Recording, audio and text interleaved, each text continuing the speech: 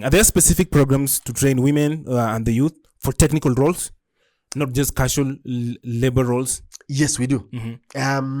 Most of the youths currently, they are personally, I'm tracking them through the food safety systems trainings, so that at least they can understand what happens in the processing, and they can be able to contribute to the Kenyan's food safety space, not only in the egg value chain, but across the value chains, especially in the agri-food sector. Interesting. Talking about other value chains, you're also heavily involved in the dairy value chain. Yes. I want you to talk about that. All right. Just as I told you in the beginning that my first degree is on dairy technology and management from Egerton University. So I have a great passion for dairy. For dairy, yes. Now that I grew up in the village as a hard's boy, growing up, I had a big love for dairy. Now going to high school and my agriculture teacher ensuring that I get into the space. One of the easiest spaces I could get in was dairy. Yes. And now, with my bachelor's degree in dairy technology and management, one of the spaces I've got myself into majorly is the value addition. And in the value addition, I've been able to support the farmers, the producer groups, for example, cooperatives and processors. Both first, to ensure that they produce the best quality products. Number two, to ensure that these people, especially the youths and the women, can find a space in small-scale cottage industries in value addition. And finally, to be able to troubleshoot products for the processing facilities.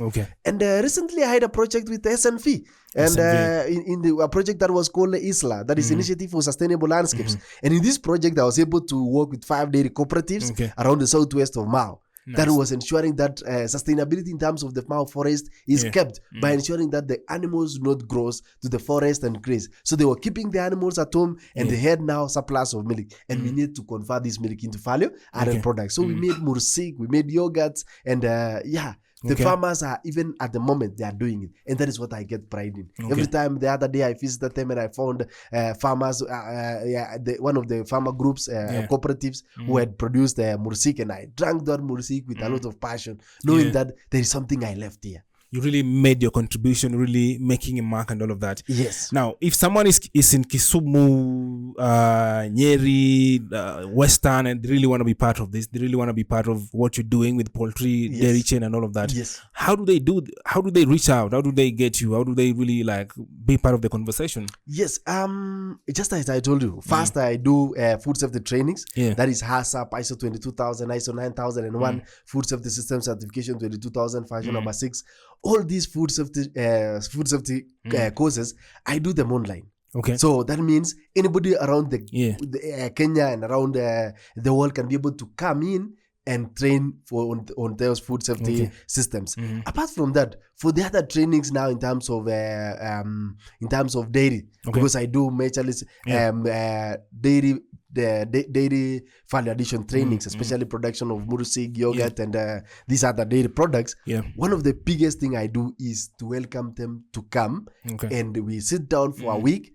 We train on all these products. Once we are done, they can go back. Alternatively, I can personally move to where they are, and we can be able to train from on site. And once we are training, I can be able to give them support for up to 180 days post-training. Yes. So that you see how they're implementing. Yes, actually for me is to ensure that they implement what because that is where I find joy. If I train you and then you don't do anything, then I do not find any joy from there. It doesn't show as much impact as you'd love to.